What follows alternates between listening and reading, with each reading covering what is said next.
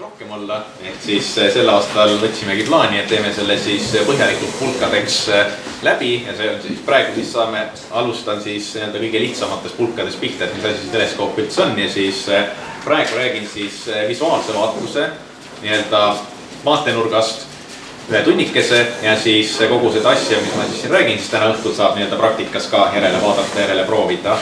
Et nii nende teleskoopidega, mis siin on, kui siis mõnede muudega ka, mis siis veel ei ole siin. Ja ma näen siin juba päris mitut inimest, kes kindlasti selles ettekandes mitte midagi uut teada ei saa, aga eks kuulata võib ikka. Loodetavasti teised vähemalt saavad. Nii, kes küsimusi tahab vahele küsida, lihtsalt küsige, et kätt ei ole mõnust vaja tõsta või viisakusest võib, aga mul on üsna ükskõik. Et ei ole vaja küsimusi lõppu jätta. Mahusin ära.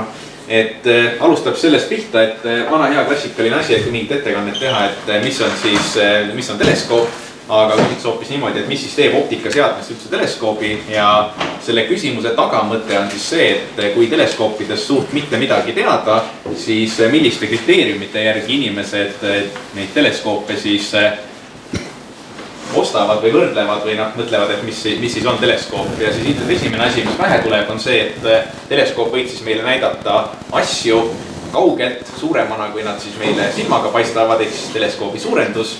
Aga sellel torul, mis siin pildil on ja ühelgi neist teleskoopidest, mis siin päriselt nähtavaga on, et neist mitte ühelgi tegelikult ei ole fikseeritud suurendust, selleni jõuame kohe.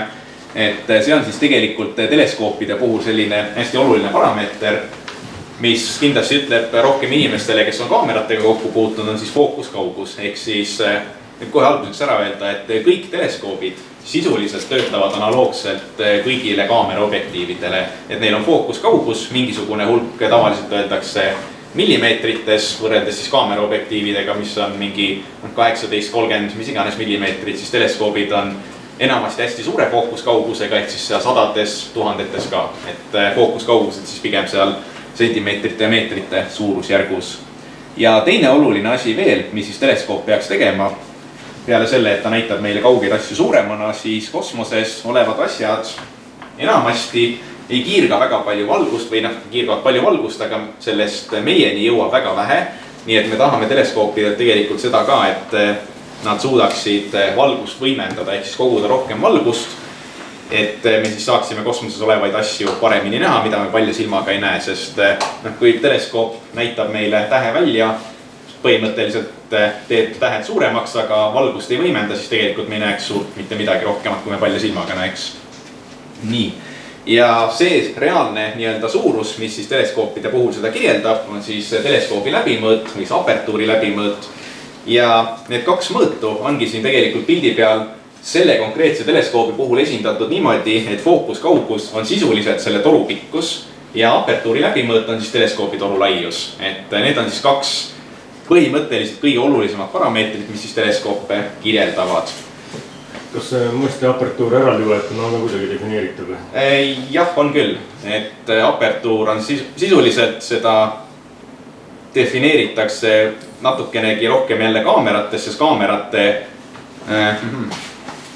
nii vastakas kuskil, oleks hea siia näidata, et kaameratel analoogina oleks siis, kaameratel on tihti see, et kaamerate need fookuskaugused on muudetavad ja siis kaameral saab muuta F-ava ja seda enamasti tehakse niimoodi, et kuskil siin selle asja sees on selline iiris, mida siis saab kokkupoole või lahkupoole keerata ja seda asja üldiselt nimetatakse apertuuriks.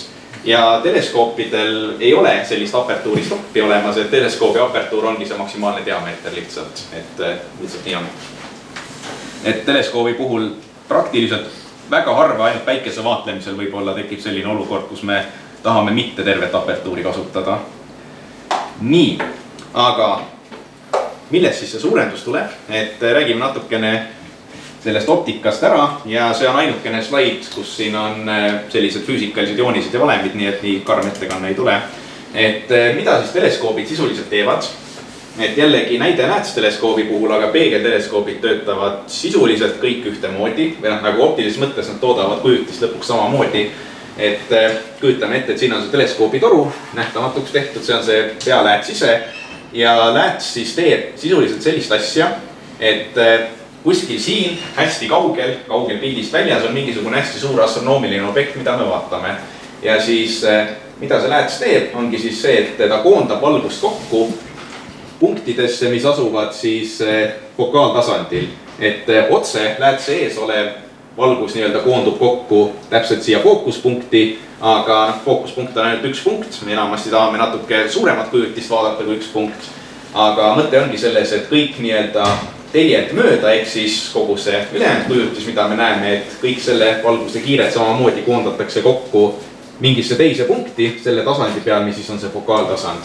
Ja mis siin on oluline, on siis see, et see nurk, põhimõtteliselt see ongi mingisugune hästi pisikene nurk taevas ja siit siis saab näha, miks see fookuskaugus on oluline, sest kujutage ette, kui me venitame seda kaugust siin suuremaks, siis mis juhtub selle nii-öelda kujutisega, mis siia tekib, sest siia tegelikult tekibki selle vaadeldava objekti kujutis. Kui me kujutame ette, et me vaatame näiteks kuud, see lääts on suunatud otse kuu keskpunkti ja see valgus tuleb nii-öelda kuu serva pealt, nii-öelda äärmise serva pealt, siis mis siia moodustub, ongi siis sisuliselt kuu kujutis. Ja kui fookuskaugus on nüüd pikem, siis põhimõtteliselt see joon läheb aina rohkem edasi ja siis ka see kuu kujutis läheb aina suuremaks, siis teleskoobi fookuskaugus annabki selle fokaaltasandile tekkiva kujutise suuruse. Aga see ei ole veel otseselt suurendus, see on lihtsalt kujutis, mis justkui nagu moodustub kuskil õhku. Ja sellega on tegelikult äge see, et ta moodustub nii-öelda õhku, me ei saa seda kujutist otseselt vaadelda, kui me just ei pane sinna näiteks mingit paberilehte, mis on tegelikult täiesti variant, millega näiteks täiskuud või koos filtriga ka päikest vaadelda. Et nii-öelda selline fokaaltasandi projektsioon. Nii, aga selleks, et siis tegelikult seda kujutist vaadata, siis meil on teine luup, milleks on siis okulaarid. Ja okulaarid on siis need pisikesed asjad teleskoopide otsas. Et sükesed asjad enamasti, muidugi igasuguseid on neid, ja see sisuliselt ei olegi midagi muud kui luup, millega siis vaadeldakse seda kujutist, mis siis siia tekib. Ehk siis põhimõtteliselt niimoodi see visuaalne vaatlemine käibki. Nii. Ja kuidas siis see suurendus tuleb? Et igal okulaaril, samamoodi nagu teleskoopidel, on ka fookuskaugus see konkreetne 30 mm, siia on siis peale kirjutatud, enamikel teistel okulaaridel samuti. Nii et nende kahe asja järgi võibki siis välja arvestada iga teleskoobi, iga okulaari nii-öelda komplekti suurenduse. Ja see tähendabki seda, et kui meil on üks teleskoop, mitu erinevat okulaari, siis tegelikult saame kasutada mitut erinevat suurendust, mis on enamasti kasulik. Paar sikest näidet ka. Et 700 mm, mis see siis võiks endast ette kujutada, see on sükese väiksemat sorti läätsteleskoobi pikkus, et 70 cm kujutate enam-vähem ette küll. Siin läätsteleskoobi näitena on üks tunduvalt lühem toru, mille pikkus on, ma ei tea, mis selle pikkus on, see oli peal kirjas. 500 vist. Mingi 500 tõenäoliselt on. Et siis pisikene süke läätsteleskoop ja okulaar, 8 mm, see on siis pigem sükene nii-öelda väike okulaar, süke väiksema poolne, see, mis ma enne näitasin, oli siin 30. Ja siis, kuidas saada veel suuremaid suurendusi, võtame suurema teleskoobi, 1000 mm, see on juba süke üsna pikk toru. Ja vaatame veel väiksema okulaariga. Ja siin ongi nüüd süke oluline detail, mis tasub meelde, et on see, et mida väiksem okulaar, seda suurema suurenduse see annab, sest see on seal jagatises allpool. Et teleskoobi enda peame pikemaks tegema, kui tahame suuremat suurendust ja okulaari siis väiksemaks. Nii.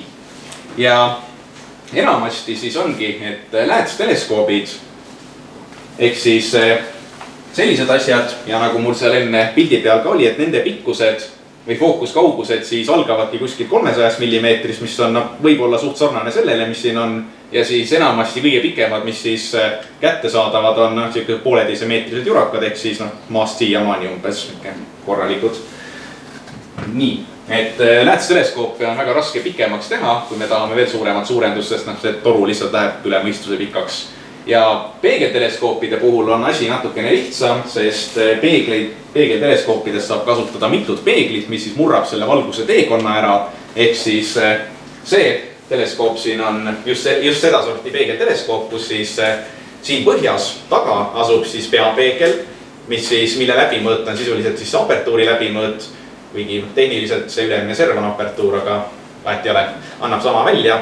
ja siis see koondab valguse kokku, siit poolt näitama, koondab siis valguse kokku siia teleskoobi ette, kus siis asub sekundaarpeegel, mis siis koondab selle valguse uuesti läbi teleskoobi toru siis siia taha, kus me kas vaatleme, pildistame või mis iganes teeme. Ehk siis hästi laias laastus selle teleskoobi fookuskaugus on umbes 2 korda selle toru pikkus, see on 1600 millimeetrit, 1,6 meetrit, et kui see oleks lähedsteleskoop, siis ta olekski 2 korda nii pikk. Ja Aga ta ei ole päris seda 2 pikkust. Ei ole jah, sest see fookuspunkt asub siin väljas. Et ta on nii-öelda selle arvet, ta võidab veel natukene. Et jah, ei ole, aga peaaegu. Et kui see fookuspunkt asuks täpselt selle koha peal, kus see nii-öelda peapeegel ära lõpeb, siis see oleks 2 pikkust. Aga kui fookuspunkt asub siin sees, siis me ei saa siia väga midagi panna, ei kaamerat ega midagi muud. Aga ja enamasti on niimoodi, et see fookuspunkt on veel sellistel teleskoopidel toodud kuskile siia kanti umbes, et siis hea paarkümmend sentimeetrit siia tahapoole ja just selle põhjusega, et me saaks siia erinevaid asju taha panna, kas siis fokusseerijaid, filtreid, mida iganes muud. Nii. Jah, mis sai kõik oluline räägitud selle kohta. Nii. Ja tüüpilised okulaaride fookuskaugused, et põhimõtteliselt varieeruvad siis kõige väiksemad on seal 4 mm kandis, mis on hästi pisikesed okulaarid, põhiliselt kasutatakse just planeetide vaatlemiseks ja kuni siis 60-steni välja tavaliselt, need on siis sellised, mida saab kasutada hästi suure taevaala vaatlemiseks, et mingi galaktikaid või täheparvi või midagi muud sellist.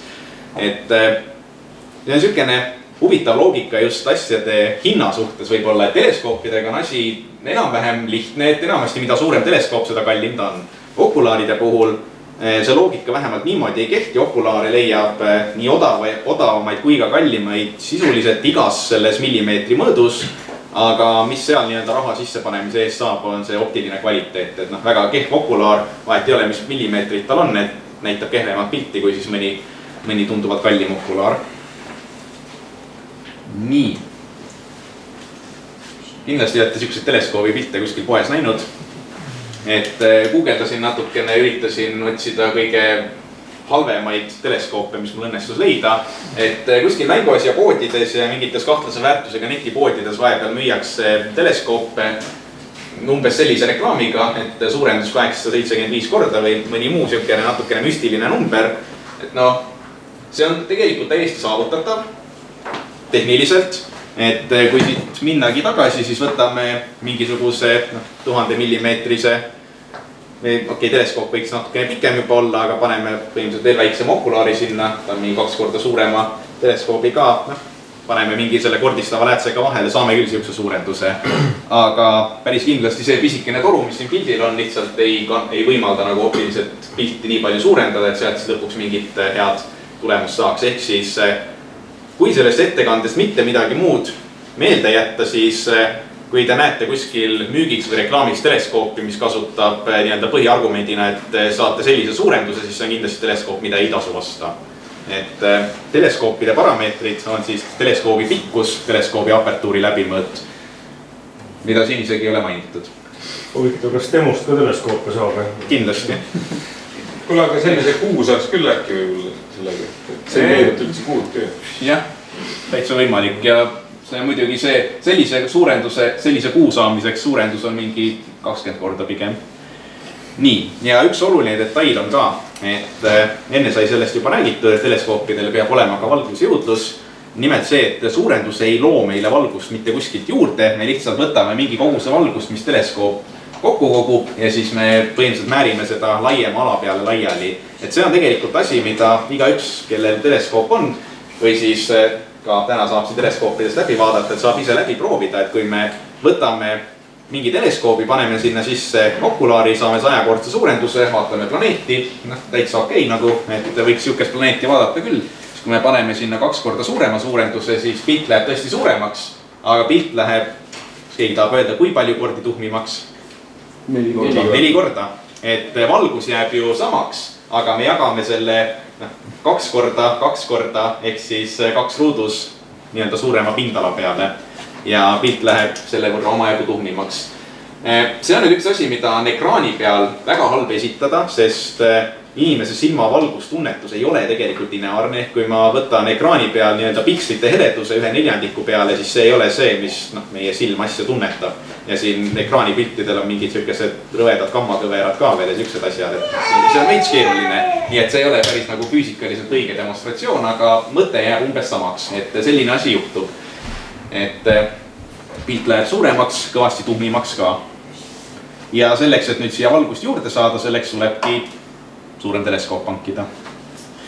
Nii, et kui palju siis üldse suurendama peaks, et seda siis mõnede sihukeste praktiliste näidete najal, et tagumised võib-olla isegi näe väga hästi, mis siin pildi peal on, aga siia on siis kokku kombineeritud terve hulk erinevaid põhiliselt siis süvataeva objekte, mis siis nad on kombineeritud siia kokku niimoodi, et nad on oma õiges suuruses. Et see on pigem mõeldud küll fotografeerimiseks, sest palja silmaga me selliseid asju ei näe, aga ma panin selle siia sellepärast, et nende suurust ikkagi aimu anda.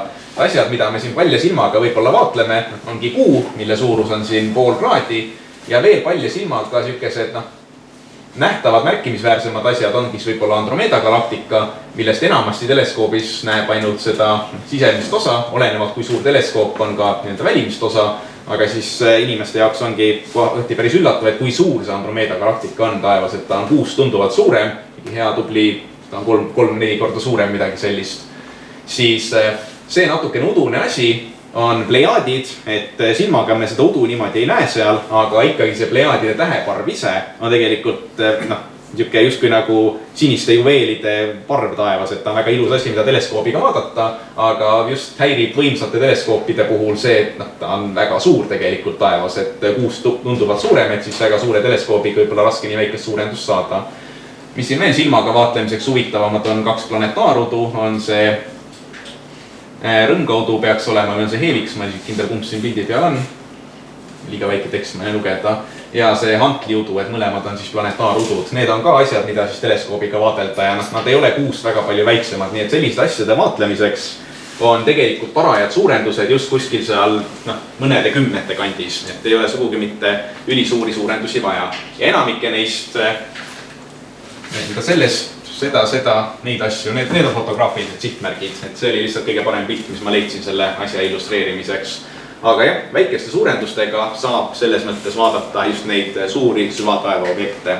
Krutime natukene suurendust juurde, et mõõdukate suurendustega saame siis vaadata selliseid väiksemaid kaugemaid süvataeva objekti, võib-olla need ongi, mis seal kuu kõrval on, võib natuke rohkem ka suurendust juurde panna. Ja siis hakkavad meile paistma juba planeedid, päikesesüsteemi planeedid. Sellise 100 kandis suurendusega on planeete hea selles mõttes vaadata, et siis näeme ka nende kaaslaseid, näiteks Jupiteri kaaslaseid, Saturni paari kaaslast, et paistavad niimoodi ära ja siis kuu ja päike on sellistel suurendustel enamasti sellises suuruses nad nagu täidavad terve vaatevälja ära, et näeb kas suuremat osa või siis tervet kummastki taevakehast. Et ma ei tea, Taavi, kui suur suurendus sul seal ees oli, kui päikest vaatasid, kes käisid vaatamas? Päike oli igal juhul servast servani seal ilusti. Ma ei oska peast öelda, et mingi, ma kahtlustan, et 100 kandis oli. 50 jagatud mingi 23-ga või? Ei, 32-ga. Jah, kes tahab arvutada? Ma ei tea.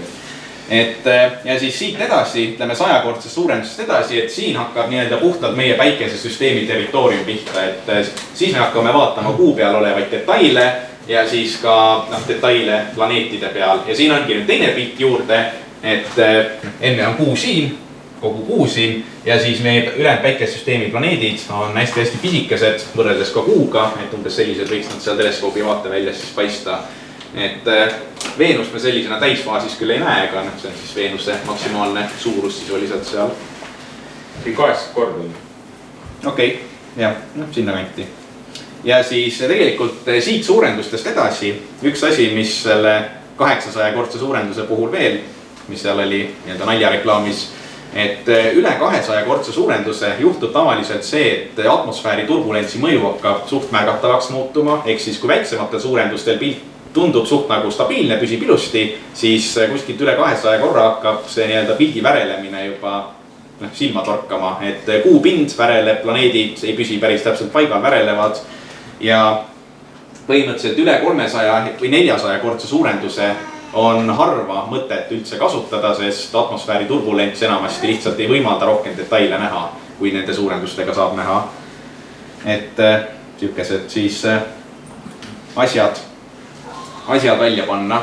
Nii, ja millest siis teleskoopide valgusjõudlus tuleb? Et see tulebki sellest, et teleskoop lihtsalt kogub valgust kokku ja võrdleme siis seda enda silmaga, et meie silm, kui me oleme pimedas kohastunud, pimeda taevaga, siis silmapupill laieneb ja tavaliselt laieneb ta täiskasvanutel kuskil 7 millimeetrini, vanaduses see natukene väheneb enamasti. Ehk siis pindala, mis siis meie silmades valgust kogub, on umbes 40 ruutmillimeetrit. Ei kõla eriti palju, ei ole ka. Ja teleskoopide puhul siis, hakkame arvutama, kes tahab siis arvutagu, aga ma tegin selle juba enne ära. Et mitu korda siis mingisuguse apertuuriga teleskoop kogub rohkem valgust kui siis inimese silm. Et 50 millimeetrine, mis siis on ligikaudu see on 72 tegelikult, aga 50 ei ole väga palju erinev. Et sihukene pisikene toru kogub suht mõnusalt 50 korda rohkem valgust kui inimese silm.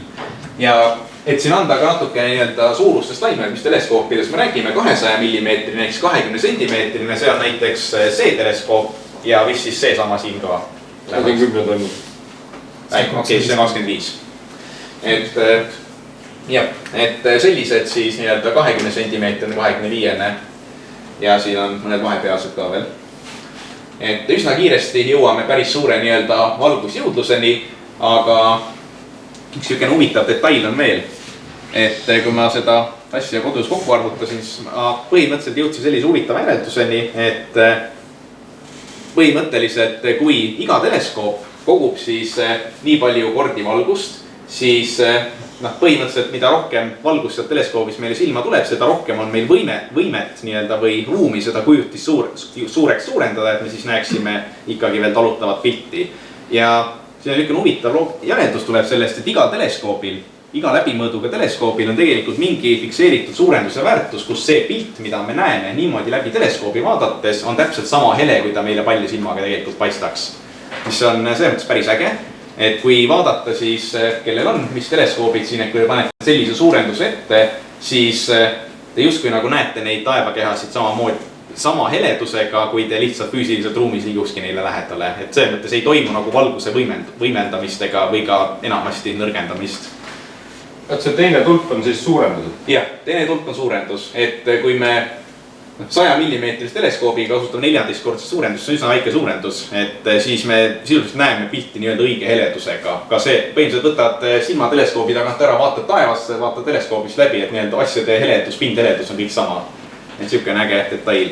Et need on üsna väiksed suurendused, nagu näete, et ka suurte teleskoopidega õige heledusega pilti me tegelikult näeme harva, et enamasti, mis me teleskoobist läbi näeme, on siis ikkagi mõned korrad valgust nõrgendatud kõvasti. Aga üks asi, mis siit välja tuleb, on see, et sellised numbrid, mis siin on, et 50 millimeetrit ja siis kuskil 7-kordne suurendus, et need tegelikult enamasti kehtivad sihukeste ägedate riistade kohta, nagu on binoklid. Et enamasti binoklite apertuurid, binoklite suurendused ongi enam-vähem selle skaala järgi, et selline 50x10 või 50x7, et see on tegelikult väga tüüpiline binokkel. Ja see on nagu päris maailmas nähtav efekt ka, et me vaatame läbi binokli, vaatame silmaga, pildi heleduses ei ole enamasti väga suurt vahet. Ja astronoomidele muidugi meeldib siis ka taevasse vaadata, binoklitega on vist täitsa olemas sellised korralikud, rohkem juhkardid binoklid. See konkreetne elukas on 20x80, ehk siis see natukene nõrgendab valgust, aga mitte palju. Ühesõnaga, et sihukesed riistapuud siia näiteks ka. Nii, et nüüd kui see jutt on siis ära räägitud, siis võimegi konkreetselt natuke teleskoopide juurde edasi ka minna. Et kuhu ma sellega tahtsin jõuda, on see, et isegi kui me vaatame sisse hästi suurest teleskoobist, siis tegelikult me enamasti peame seda valgust natukene rohkem, valgustugevust vähendama selleks, et me tahame ikkagi natuke rohkem suurendust saada. Nii, põhiküsimuste juurde siis. Et millist teleskoopi siis peaks valima, kui on tahtmine endale mingisugust astronoomia huvi edasi arendada, ka kellelegi kingituseks, mis iganes, aga vastama peaks siis sellistele küsimustele, et mida on soov vaadelda, kas siis kuud, planeete, süvataevast või siis variant 3 ka tegelikult teleskoopidega saab päevasel ajal loodust vaadelda, linde, loomi, mida iganes, et oleneb teleskoobis, mõned on selleks natukene mugavamad, mõned mitte eriti. Et sellised küsimused peaks endale ära vastama. Et selle päevase looduse osa võib-olla jätan siit hetkel kõrvale, sest ma ise väga ei vaatle, siis ma ei oska sellest nii palju rääkida ka. Aga need kaks asja on sellised natukene üksteisele vastukäivad asjad selles mõttes, et süvataevast enamasti tahaks vaadelda väikeste suurendustega ja planeete tahaks vaadelda suurte suurendustega. Et siis on nagu see, et missuguse fookuskaugusega peaks see teleskoop olema või siis võib võtta mingi sellise kompromissvariandi seal keskpärase fookuskauguse umbes seal oleneb teleskoobi läbimõõdust, aga mis on see, et teleskoobi läbimõõt on see, et mõlemal, kui on suurem teleskoobi läbimõõt, sisuliselt alati läheb pilt paremaks. Et see on nagu teleskoopide puhul täiesti universaalne. Et lihtsalt küsimus sellele, et kas tahta nagu vaadelda meie päikesesüsteemi objekte, siis tasuks nagu rohkem investeerida sinna toru pikkusesse võib-olla. Aga kui on käepärast pime taevas, kus vaadelda, kus siis on ka võimalik neid süvataeva objekte näha, siis võib-olla tasub vaadata just sellise natuke lühema fookuskaugusega teleskoobi poole, sest lühema fookuskaugusega teleskoobis saab ikkagi seda suuremat suurendust välja võluda, siis tuleb just kasutada väiksemaid okulaare või siis mingeid kordistavaid läätsi nende ees.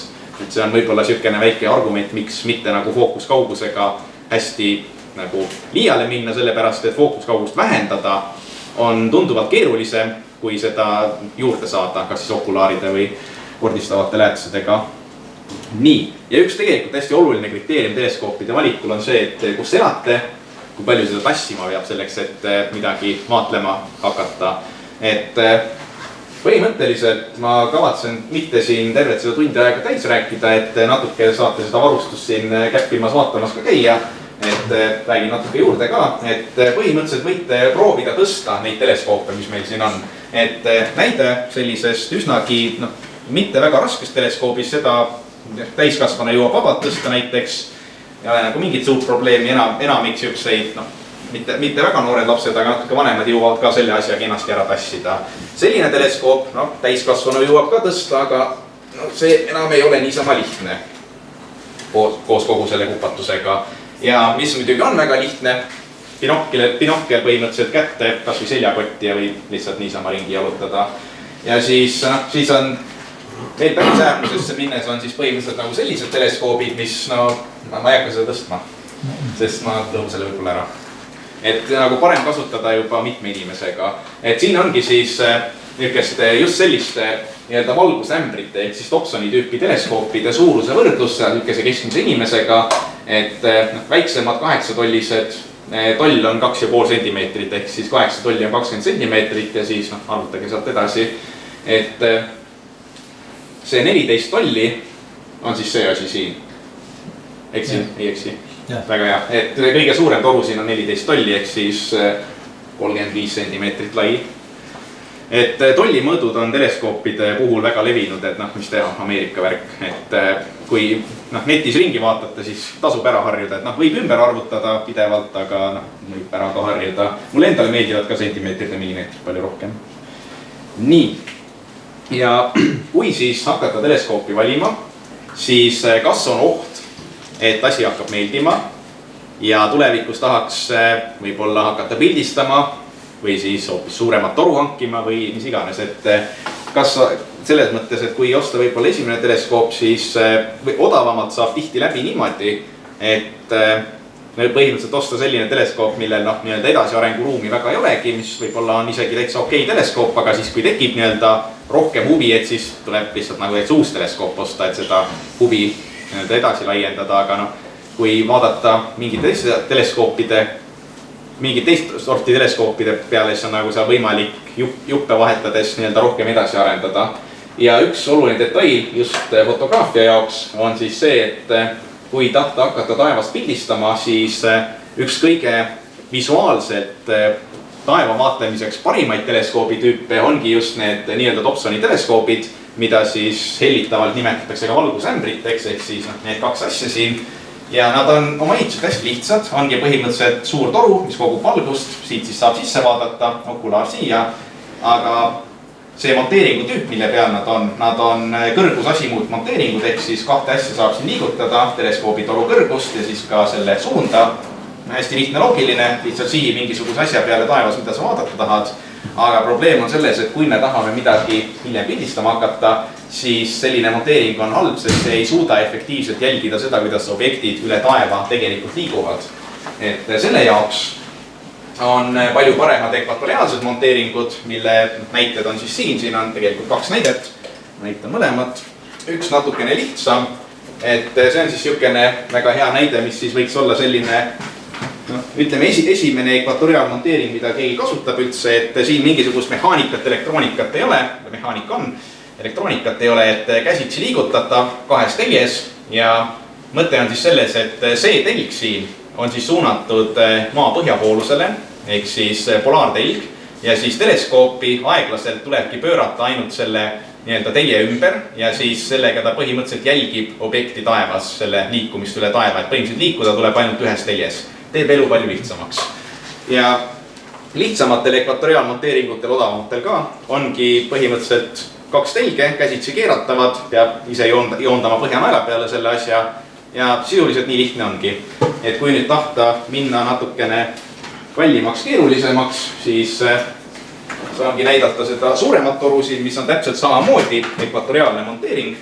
Aga siin on see, et see ei ole käsitsi juhitav, et see asi käib nii-öelda arvuti juhtimisega, aga nagu näites mõte on täpselt sama, see on siis see nii-öelda ekvatoriaalne põhitelg, ehk siis polaartelg sinna suunda, et asi liigub siis samamoodi selle polaartelje ümber, selleks et taevas siis jälgida.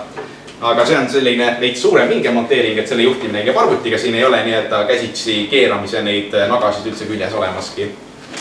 Et see on ka tegelikult niisugune detail, mida tasub vaadata, et kui on mingisugune elektroonikaga teleskoop, siis see kohe tahab ju voolu ja akut ja igasugu muid asju ka kohe jälle rohkem kodinaid. Ja siis üks kõige olulisemaid küsimusi tegelikult teleskoopide valiku juures, oleme ausad, nii on.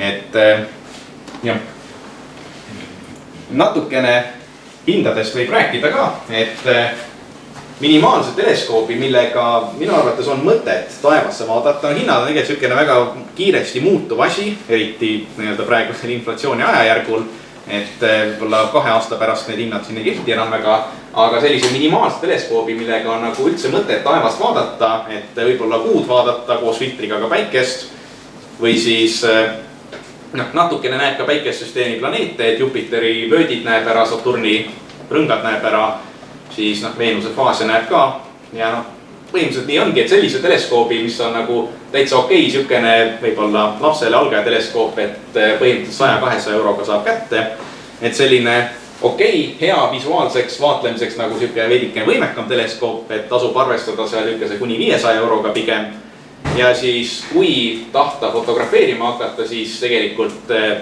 tasub arvestada, et kogu see kupatus kokku tõenäoliselt läheb 4-kohaliseks, et fotograafiaga on see lugu, et teleskoop ise ei pruugi olla tegelikult väga kallis, saab pilte teha ka odavamate teleskoobitorudega, aga fotograafia jaoks, mis on kallis enamasti, ongi just see äge monteering, mis siis peab seda kupatust palju stabiilsemalt paigal hoidma, kui on visuaalse vaatlemise jaoks okei, et meie silmade jaoks see natukene üle välja triivimine või siis veits visuaalselt ärenev pilt, et meie silmi ei sega nii väga palju, kaamerad segab rohkem.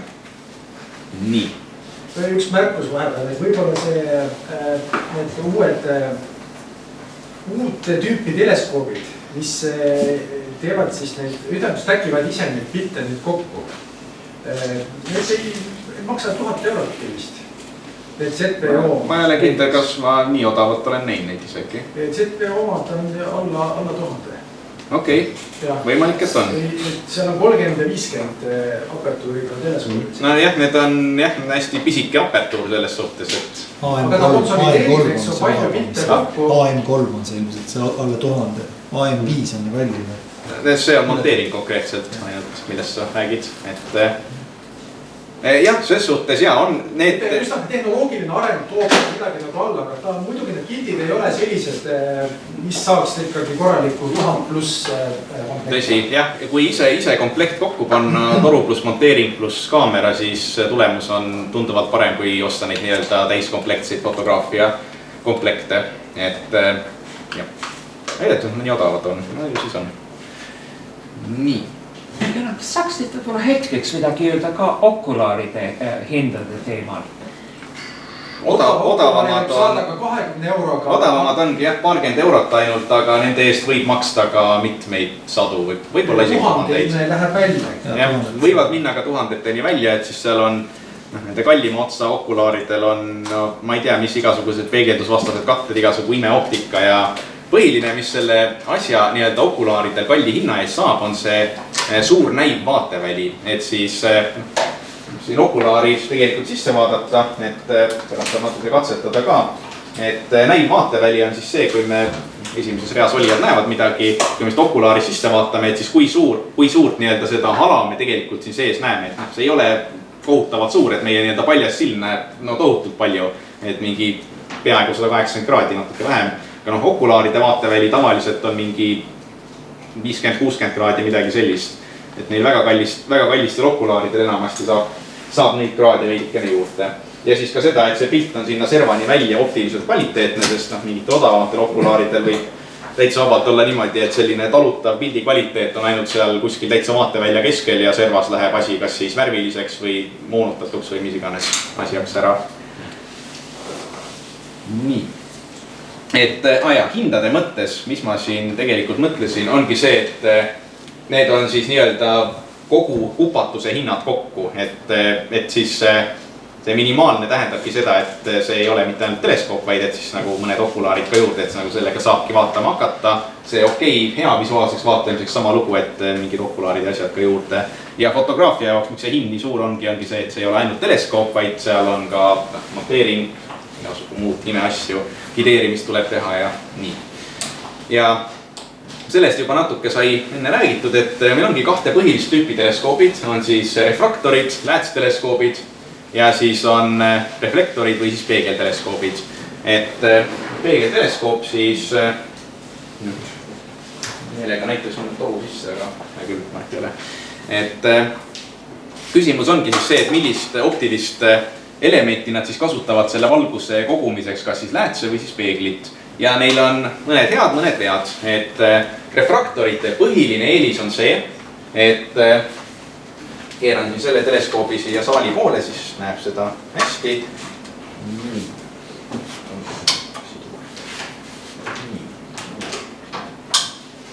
Et kõigil peegelteleskoopidel on selline pisikene probleem, ehk siis see sekundaarpeegel siin teleskoobi sees ja mida see siis teeb, see tegelikult blokeerib ära osa valgust, mis siia teleskoopi siseneb ja selle tulemusena pildi kontrast ja natukene ka detailsuse lahutusvõime lihtsalt vähenevad, sest mingi osa sisenevast valgust on ära blokeeritud.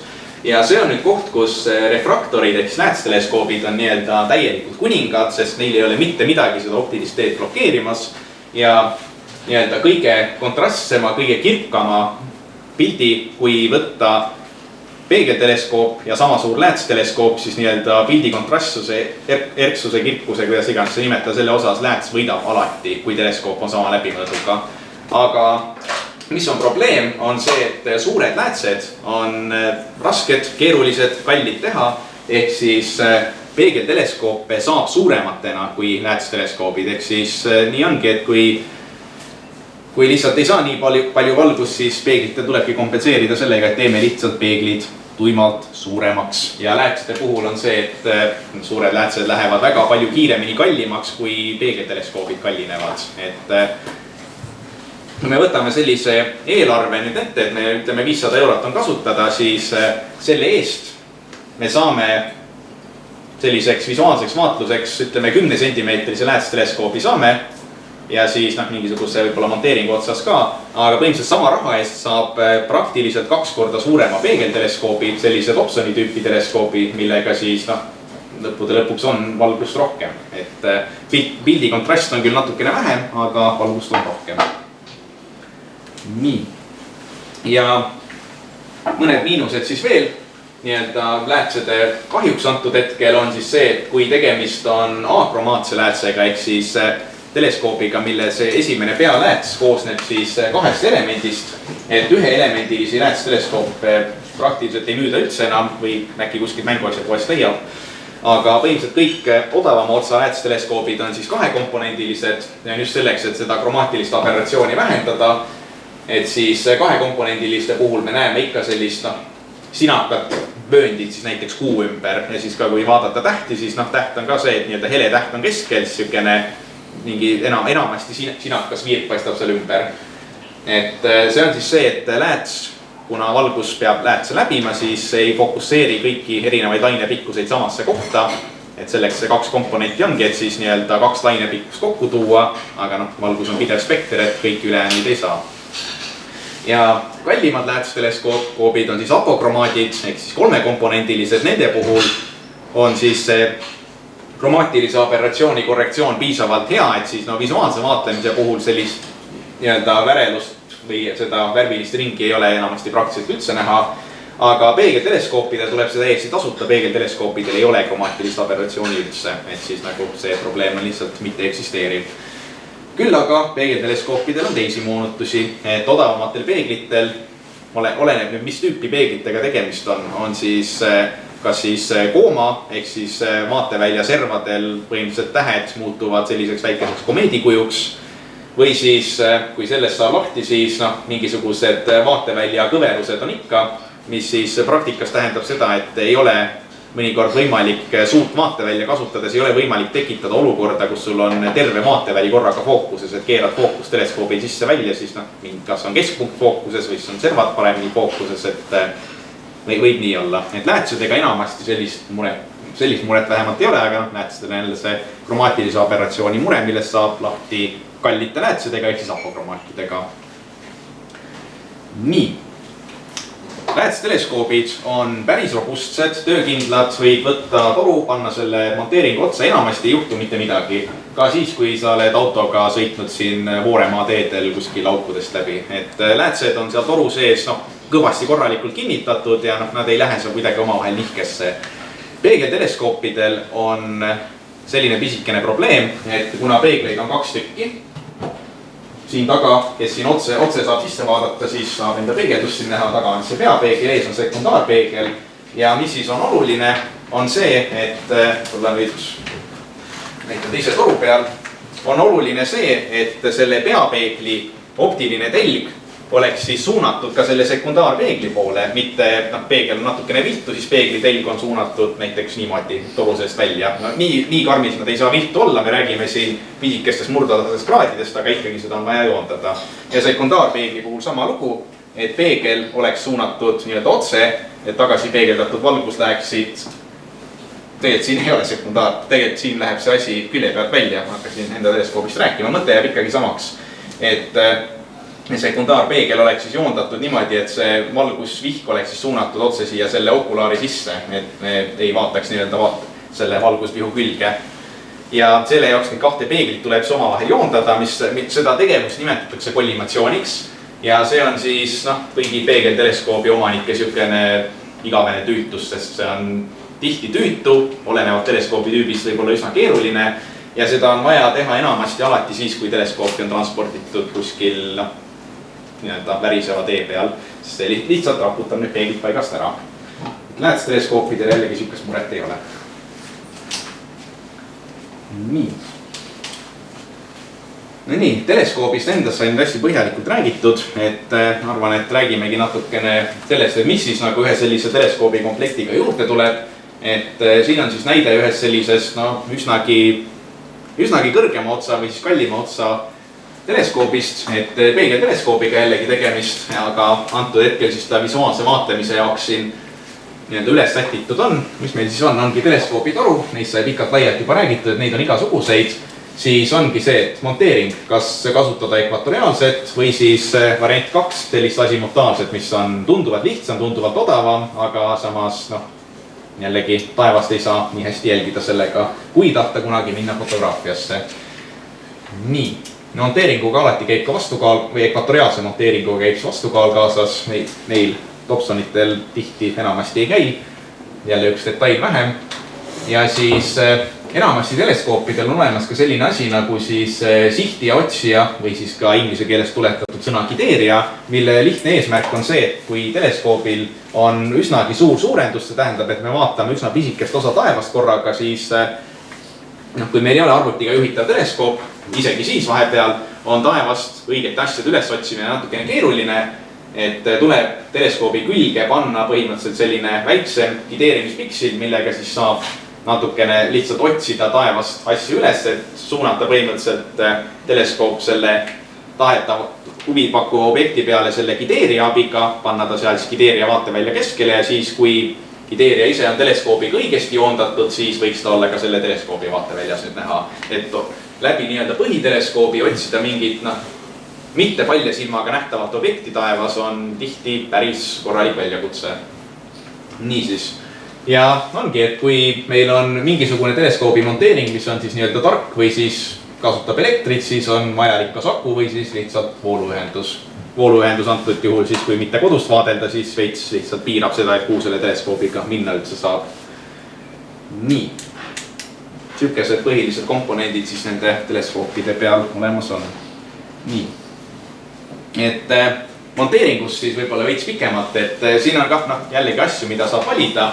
Et kui osta teleskoope, siis variant on see, et ostagi terve teleskoobi komplekt, mis enamasti on teleskoobi toru, on monteering, tulevad enamasti ka mõned okulaarid kaasa, aga variant on ka see, et kombineerida ise asja, mida soovid, et võtta selline teleskoobi toru nagu meeldib ja selline monteering nagu endale meeldib. Et siis saab endale sobiva komplekti sealt kokku panna, et pakutavad komplektid alati ei pruugi olla täpselt see, mis keegi soovib. Nii. Jah, siin siuke väike umbes hinna loogika ka, et kui me kasutame teleskoopi visuaalseks vaatluseks, siis siin me räägime antud juhul ekvatoriaalsest monteeringust pigem, et see enamasti on umbes samasuguses hinnaklassis kui see teleskoobi toru ise, et kui me räägime mingist teleskoobi torust, mis maksab võib-olla 100-200 eurot, siis siuke minimaalne monteering, mis seda visuaalse vaatluse jaoks kannab, on ka siuke tegelikult paarisaja eurone. Ja kui me räägime fotograafiast, siis enamasti on neist kahest asjast monteering kallim, et teleskoobi toru seal otsas on odavam. Nii, jah, siuke valik ongi, et millise geomeetriaga ta siis on. Ja see detail ka, et kas ta siis on analoog või tark, kas ta tahab elektrit, see on see põhiline asi.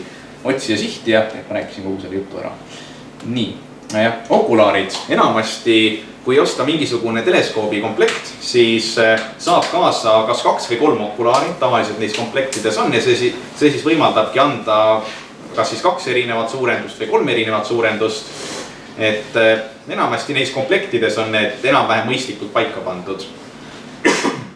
Aga siis, kui ise endale asju komplekteerida, siis peab seda esimeste slaididel tehtud arvutuskäiku natuke läbi tegema, et mis need mõistlikud suurendused on, millised okulaare, millise teleskoobiga kokku paaritada saab. Nii, ja lisaks on siis, korra mainisin neid, paar korda olen maininud siin ettekande ajal, et on siuksed asjad nagu parlow-läätsed või siis ka vastupidised on fookuskauguse vähendajad, mis siis inglise keeles nimetatakse reduceriteks. Neil ei ole sellist head lühikest eestikeelset sõna selle analoogiks, et need on siis asjad, mis enamasti saab panna okulaari ette ja siis nad teevadki seda, et nad sisuliselt optiliselt vähendavad selle ees oleva teleskoobi fookuskaugust või siis suurendavad. Parlow-läätsed suurendavad, fookuskauguse vähendajad vähendavad. Et enamasti parlow-läätsed on kas 1,5 korda, 2 korda, mis on ka 3-kordseid, 2,5 on ka vahepeal olemas, et need on siuksed kõige tüüpilisemad. Ja reducerid ehk siis need fookuskauguse vähendajad on enamasti mingid 0,8, 0,7, on vist ka 0,5 kordseid. Et on siis selline variant olemas, et põhimõtteliselt kui on 2 okulaari, 1 parlow-lääts, siis kasutamiseks on tegelikult efektiivselt justkui nagu 4 suurendust, et siis kumbki okulaar kas siis läätsega või ilma läätseta, et ka võib olla kasulik asi. Ja siis on olemas igasuguseid lisaläätsesid, millega saab siis näiteks peegelteleskoopide puhul just parandada neid aberratsioone ehk siis seda koomat või siis võib ka sellise teleskoobi puhul, kui siis tahta ka päikest vaadata, siis võiks võib-olla mõelda päikesefiltri peale, et ka võib-olla siuke lisadetail, mis siis võiks teleskoobil juures olla. Ja filtrid, et milliseid filtreid on soov kasutada. Et visuaalsel vaatlemisel enamasti ei ole väga filtreid vaja, et need on pigem natuke fotograafia teema, aga üks asi on päikesefilter, mida kindlasti on vaja, kui päikest vaadelda. Aga siis ka vahepeal on olemas siuksed, enamasti see, et kui on rohkem raha kulutada, siis saab kuu vaatamiseks võtta mingeid filtreid, mis siis tõstavad seda kontrasti, natuke parandavad seda pilti ja töötavad ses suhtes, et aga niisugune enamasti teiste taevakehade puhul ei ole midagi nendega peale hakata. Nii. Mis siis ikka, et õhtul siis, õhtune plaan on see, et teeme natukene praktikat, et ma loodan, et minu teleskoop saab kindlasti välja, ma loodan, et teised saavad ka välja, et siis saategi kõik võrrelda, et mida siis neist erinevatest teleskoopidest nii-öelda reaalselt läbi näha saab. Ja siis, jah, et kell 10 siis on see plaan.